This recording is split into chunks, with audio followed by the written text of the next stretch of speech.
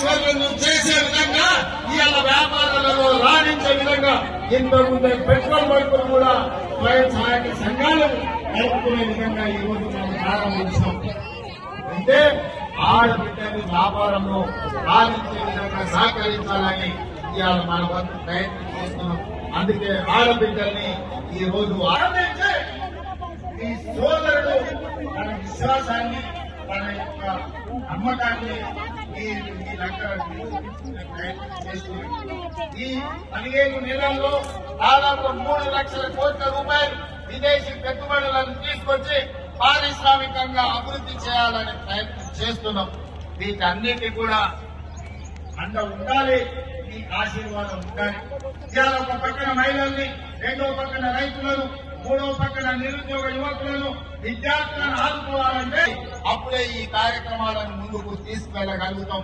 మీ అందరూ అండగా నిలబడండి. ఈ ప్రాంతాన్ని అభివృద్ధి చేసే బాధ్యత నేను తీసుకుంటాను. నేను మరొకసారి చెప్పిన ఎన్నికలు వచ్చినప్పుడే రాజకీయాలు, ఎన్నికల తర్వాత అభివృద్ధి చేయడమే నా లక్ష్యం. కేంద్ర ప్రభుత్వ సహకారం తీసుకుంటాం. నరేంద్ర మోడీ గారిని ఒక్కసారి కాదు 50 సార్లు అయినా కలుస్తాం. మనకు రావాల్సిన నిధులు తెచ్చుకుంటాం, తీసుకోవాల్సిన అనుమతులు తీసుకొస్తాం.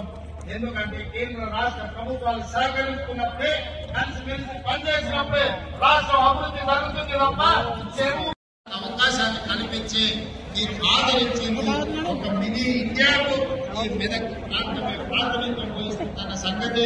పార్టీ అధికారంలో ఉన్నప్పుడు ప్రధానమంత్రి ఉన్నప్పుడు అభివృద్ధి కార్యక్రమాలు అవసరంలో పారిశ్రామిక మాటల కోసం కేటాయించే నిధులు కానీ తప్పకుండా మేము మంజూరు చేస్తాం.